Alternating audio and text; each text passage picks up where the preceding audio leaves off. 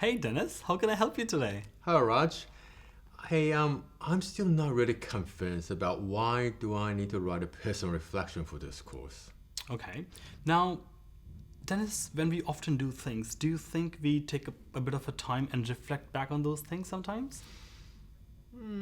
Yeah, come to think about it, yeah, I do, especially after my test. I always think back after my test. That's right. So the main aim of writing personal reflection is to pause, reflect on some of those things, and then document those things so that these things can help you to grow further as a professional.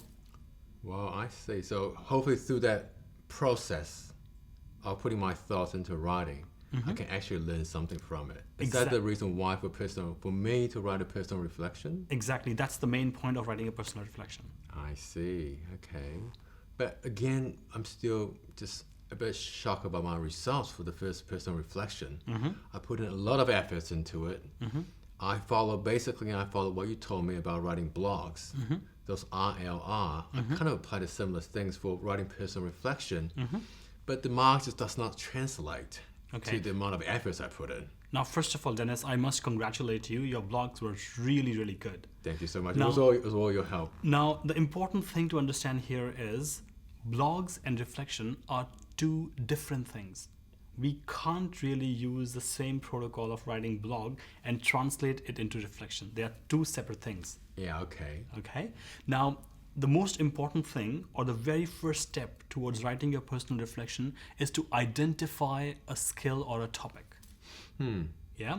And you must be remembering that during our induction day, we told you that there'll be one topic on ethics. That's right.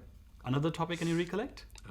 The treaty? That's correct. And the third one is an open, which means you could pick any skill based on the graduate profile and make that your topic of personal reflection. Based on the graduate profile. That's correct. Any skills. So could it be the university graduate profile, or what about the Bachelor of Health Science graduate profile? It could be any of these profiles. You could pick see. any skill from any of these profile, and that could be your very first topic to write a personal reflection.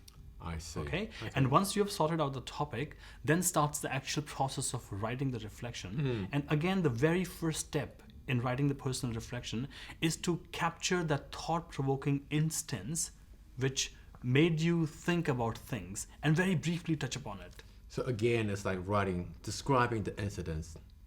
That's correct. It's like briefly touching upon an issue exactly like a blog. Okay. That makes Once sense. you have done that, then comes the second part, which is different, and that is to immediately identifying certain skills which will help you to do better in that scenario.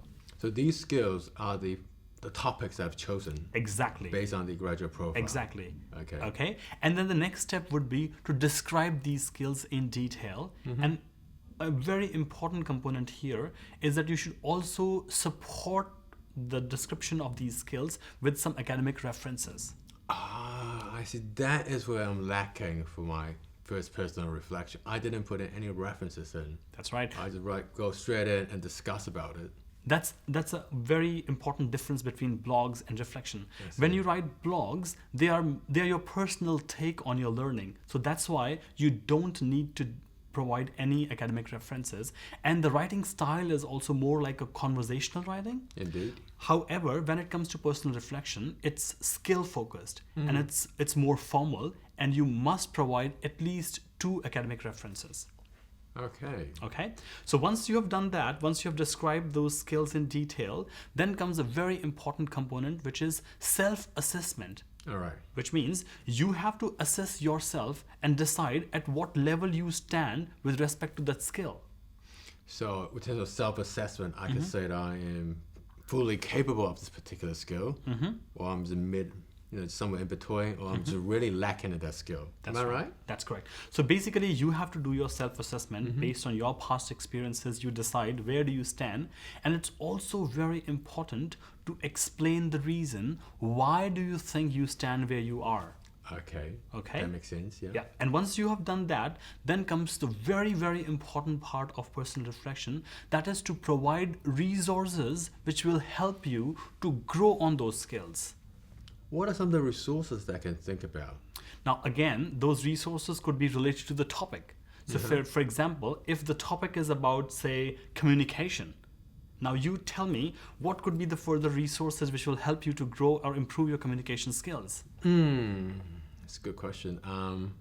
I think there are some courses here or some workshops here at the university. They do provide, certain, workshops that help us to improve our communication skill. Absolutely. Could I list them down? Yes. List them down? Yes, that's correct. Okay. Yeah. So that could be like your resources. And remember, that's another important place where you could add an academic reference. Ah, I see. So there are two places I can kind of write my reference in. One Absolutely. is about the skills, and one is about the here. That's right. Skills and resources, these two places.